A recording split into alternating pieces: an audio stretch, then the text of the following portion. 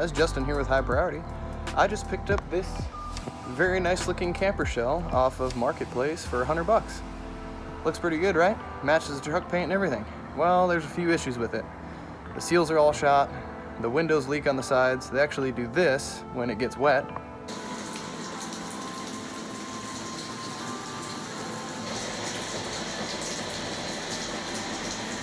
And it's missing keys. So let's go ahead and see if we can save this old no-name brand camper shell.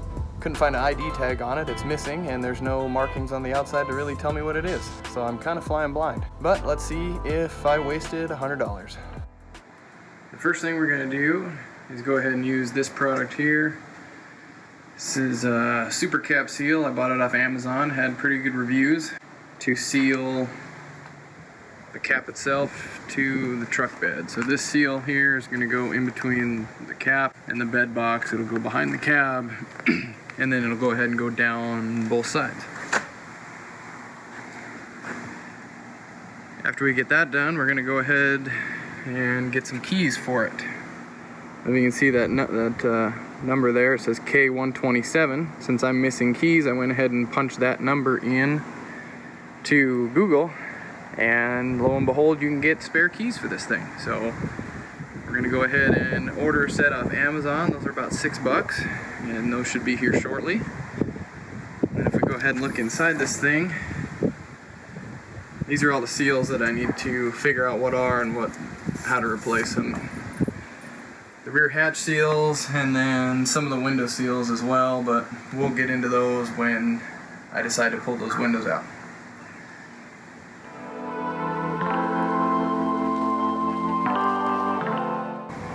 Go ahead and use this eraser wheel I also bought off of Amazon to get all the gooey stuff off the bed rails and from the bottom of the shell. I'll link this in the description as well.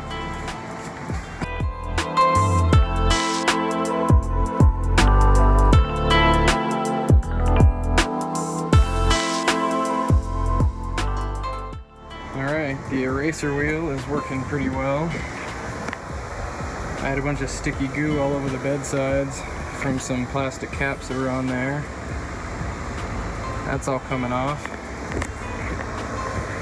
Not sure any of you guys know this, but it's another one of those internet tricks. So you have all that left over from the eraser wheel. And you just hit it with some WD.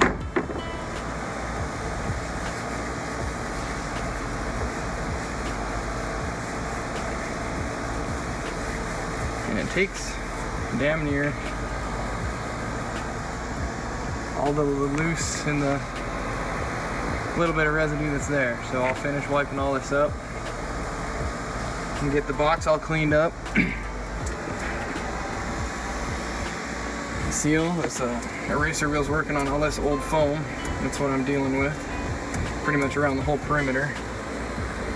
Get that off, wipe it down with alcohol. Put the new seal on there, and we'll keep going.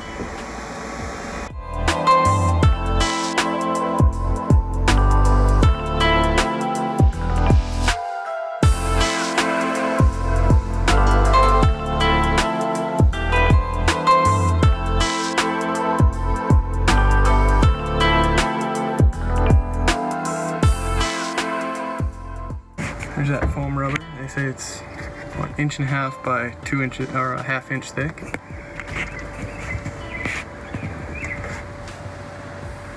Actually went on really well, especially after I cleaned it all with alcohol and scrubbed it. So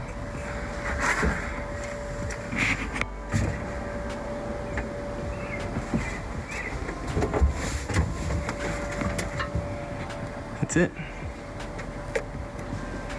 Let's see if I can lay this shell down without killing myself.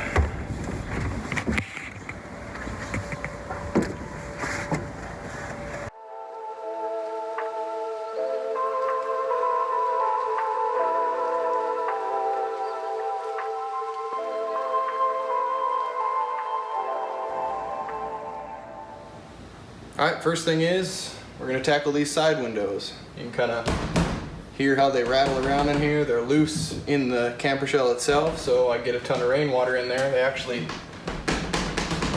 move around pretty good. I just got back from a long trip cross country and everything I got in there got wet because they leaked rainwater everywhere. So we're gonna go ahead and pull the windows out, see if we can get a seal and seal it up and put it back together. All right, let's tear into this. All right, you can kind of see all these screws all the way around the perimeter of the window. Top, bottom, and the sides. So they're 1/4 inch screws. We'll zip those out and see if this inside panel will come on out of there.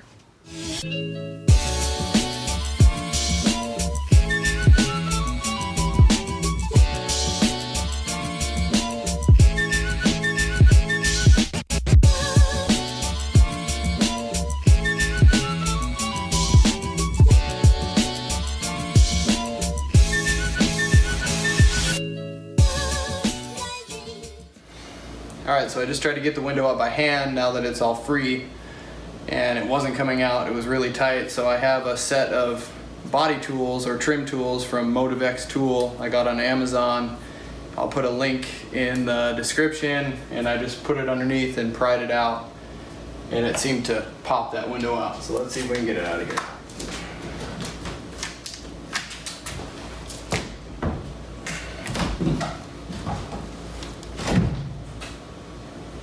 All right, there we go.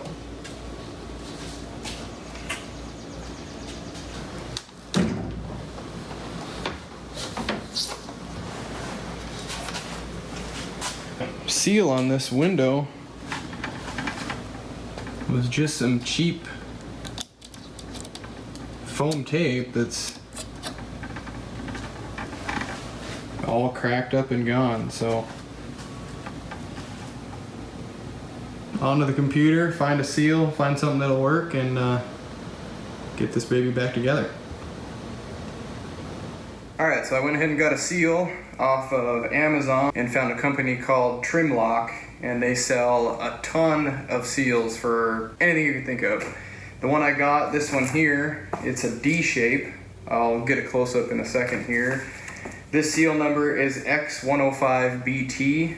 It's about 7/16 high and about 3/8 of an inch wide. This is what they call EPDM, which is ethylene propylene diene monomer, if I'm saying that right, I don't know. It's great for sealing out moisture, and that's exactly what we want here. It's gonna be a lot better than the 1/8 inch foam tape that was in there before. Now, if you do this yourself, you don't wanna get foam tape or double-sided foam tape. That stuff really doesn't keep water out. All it is foam, so you want something like this. It's almost like a rubber. It's got a rubber feel to it. It's very soft, and it should squish real well and seal really nice on this fiberglass shell. So let's go ahead and get set up, get this installed, and we'll get the window popped in. All right, here's a shot of the D shape. They call it the thick wall D shape. Like I said, 7/16 by 3/8. Seems like really nice stuff. The only bad thing is that they sell this in a 25-foot roll. Now, my rough calculations around the window is it's like 13.5 feet or 13 feet. So, well, 13 to 13 doesn't equate to 25. So you have to buy 2 rolls of this. It's about $29 a roll. It's kind of expensive, but I'd rather pay and do it once than do it a bunch. So.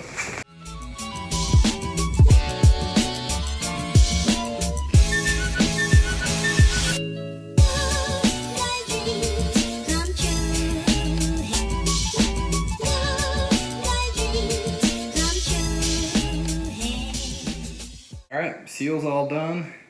Got it cut. Super glued it right there. That's still setting up. But this looks actually really good. This is that Trimlock seal. It should squish up into that shell really well. So we'll go ahead and get that window popped in there. Now what I did in here was, I don't know if you remember, but this was all that crappy looking white fiberglass look. It had a bunch of stains on it and it was pretty gross. So I went ahead and scrubbed it, cleaned it, prepped it, and painted it with satin black. I went ahead and pulled out that front window. There was nothing wrong with it. It wasn't leaking, but I just wanted to take it out to paint and then clean the surrounding edge of it and then paint the window trim ring that secures that window in. So I went ahead and did that as well. So I still have that window on the passenger side to do, but let's go ahead and get started by popping this one in, and then we'll go to the other side. All right, here you can see we are working on the passenger side. I went and started putting the driver's side window in, and it was a It fought me. That big fat seal on there kind of hung me up a little bit. If you remember, I had to pop that out of the shell. Well, I couldn't really pop it in with that 7/16 thick seal on there. So it was fighting me, and I just couldn't get it in. And I had to take a step back and figure out what to do. And what I ended up doing was taking my drill with a little bit on it, and I ground some of the fiberglass opening out of the way to kind of clearance it so that window would kind of fall right into place. Is that the best idea? I don't know. This is probably a 15 or 20-year-old shell, so I don't really care. If any of you are doing this to your own, you may not have to deal with that depending on the seal size you get. Maybe I should have opted for a little bit thinner seal instead of that 7/16, but I'd rather kind of do this way and not worry about leaks in the future not having a thick enough seal. So on this side though, we're going to dry fit the window with no seal on it. You can kind of see there's some white markings around here already. I've fit this in a couple times, but we're going to pop it in with no seal, make sure it fits okay, and mark out where exactly we need to clearance it with the drill. So we'll go ahead and do that on this side, and then put the seal on the window, and then hopefully this one just sets right in there and doesn't fight me like crazy. So.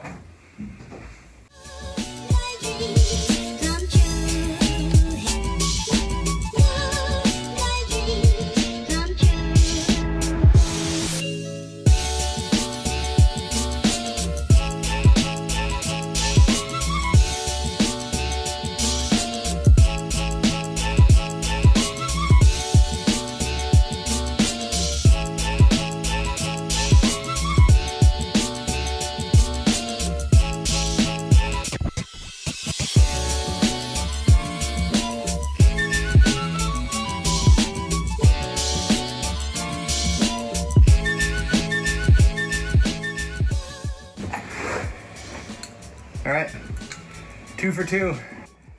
All right, so the passenger side window was in. After grinding and reshaping, it still didn't want to fit in there that well. You have to compress the seal and pop it in the opening at the same time. It was just very difficult. So that is something that if you have a buddy that can help you if you're doing this to yours, I highly recommend it. Second set of hands would be ideal. But I went ahead and got it in here, just started getting this trim ring put on it, and putting one screw in at a time and just working it around. Kind of put them in loose and then started tightening them all up as I went. And then that sucked this down. So let's go ahead and take a look at how well it sucked up to the truck itself, to the shell. Up here, not sticking out. It's nice and flush with the shell. And there you can kind of see that seal that we put in right there. It's all sucked up, it's smashed down. There it is down there. All smushed in there. I think that's gonna do a fine job keeping the water out. As well as there's, listen to that. No more rattles, no more banging around in there. It's nice and tight, so I think overall, side windows are sealed up. Now on the back gate here, I was debating what I wanted to do with this seal, since this is kind of chewed up around there and it's, you know, it's got some damage to it and it's all flat. I think what I'm gonna do is just use more of that D-shaped seal. It's a little smaller, you know, this stuff is, I don't know, this stuff here looks maybe 1/2 inch wider, the bulb probably a little fatter, but hey, I have this stuff here. I got quite a few feet of it, so I think I'll just use it to run around the rear hatch, and that should seal it up just fine. All right, finally, the camper shell is done. Well, except for a little bit of paint touch-up, but the side windows are sealed. The cap is sealed to the box. I finally got my keys for the rear hatch, and let's see, they work just fine here if I can get them in here. Yep, they work just fine. So now run through. Cost. Shell was $100. The 4-inch eraser wheel that I bought was $10.98. The Super Cap Seal that goes underneath the cap to the bed was $27.50. Replacement keys, $6.95. The trim lock seal times 2, because I had to get 2, 1 per window, that was $63.58 for the 2 seals, and 4 cans of satin black paint was $21.29. The total was $230.30 for everything that I have in this.